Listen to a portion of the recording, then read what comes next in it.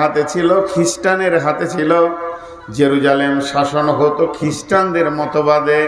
কিন্তু হযরত ওমর যখন তৌহিদের দাওয়াত নিয়ে পৌঁছিয়ে দিলেন, তৌহিদের দাওয়াত নিয়ে তোমরা জেরুজালেম পৌঁছে যাও, তখন তারা জেরুজালেমের যারা সৈন্য ছিল, মুসলিম সৈন্যদেরকে তারা কেল্লায় আবদ্ধ করে দিল এবং বলল যে তোমার যতদিন না আসবে তোমাদের ছাড়া হবে না।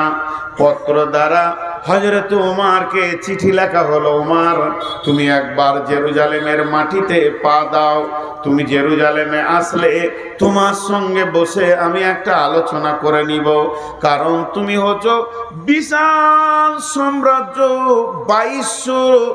2200 বর্গ কিলোমিটার মানে অধিপতি, কিংবা 18 লক্ষ বর্গ কিলোমিটারের অধিপতি জেরুজালেম। আমি তো একটা ছোট দেশ নিয়ে বাস করছি।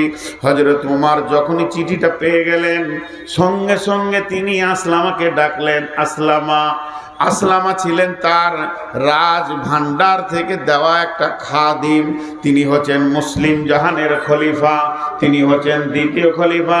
বিশ্ব নবী পৃথিবী থেকে চলে গেছেন, হযরত আবু বকর চলে গেছেন, এরপরে ওমরের জামানা চলে এসেছে, হযরত ওমর সেখানে রয়েছেন। এমন সময় আসলামা একটা উটকে রেডি করে নিয়ে এসে বললেন, হুজুর চলেন, এখন যেতে হবে জেরুজালেম। হযরত আসলামা যখন উটটা